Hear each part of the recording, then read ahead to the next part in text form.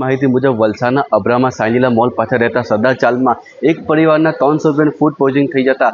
વલસાડની civil હોસ્પિટલમાં સારવાર અર્થે ખસેડવામાં ફરજ પડી છે। વલસાડના અબ્રામા વિસ્તારમાં રહેતા એક પંજાબી પરિવારે ગઈકાલના વાસી સમોસા ખાધા હતા, જે બાદ પંજાબી પરિવારની મહિલા અને 2 બાળકોની તબિયત લથડી હતી। પરિવારના અન્ય સભ્યોને ઘટનાની જાણ થતાં તાત્કાલિક 108 મારફતે વલસાડની સિવિલ હોસ્પિટલમાં સારવાર માટે ખસેડવામાં આવ્યા હતા, જ્યાં પરિવારના સભ્યોની પૂછપરછ કરતા તેઓ ગઈકાલના રાતના સમોસા ખાધા બાદ છાતીમાં દુખાવો લાગ્યો, જેને લઈને રિવાઇટેન નામની ગોળી માતા અને 2 બાળકો ખાધી હતી, જ્યાં તેમની તબિયત લથડતા તેમને 108 મારફતે વલસાડની સિવિલ હોસ્પિટલમાં સારવાર અર્થે ખસેડવામાં આવ્યા હતા,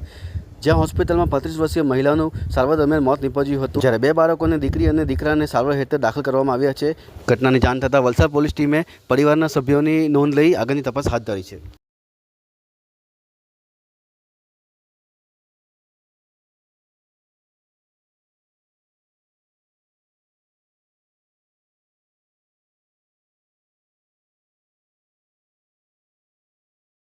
વલસાડના અબ્રામા સાંઈલીલા મોલ પાછળ રહેતા સરદારજી પરિવારના સભ્યોને ફૂડ પોઈઝનિંગ થઈ જતા વલસાડની સિવિલ હોસ્પિટલમાં સારવાર અર્થે દાખલ કરવામાં આવ્યા છે,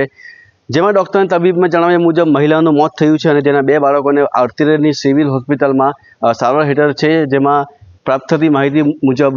ફૂડ પોઈઝનિંગ થઈ જતા ગઈ રાતના વાસી સમોસા ખાઈ લેતા આ ફૂડ પોઈઝનિંગ થયાનું જાણવા મળે છે।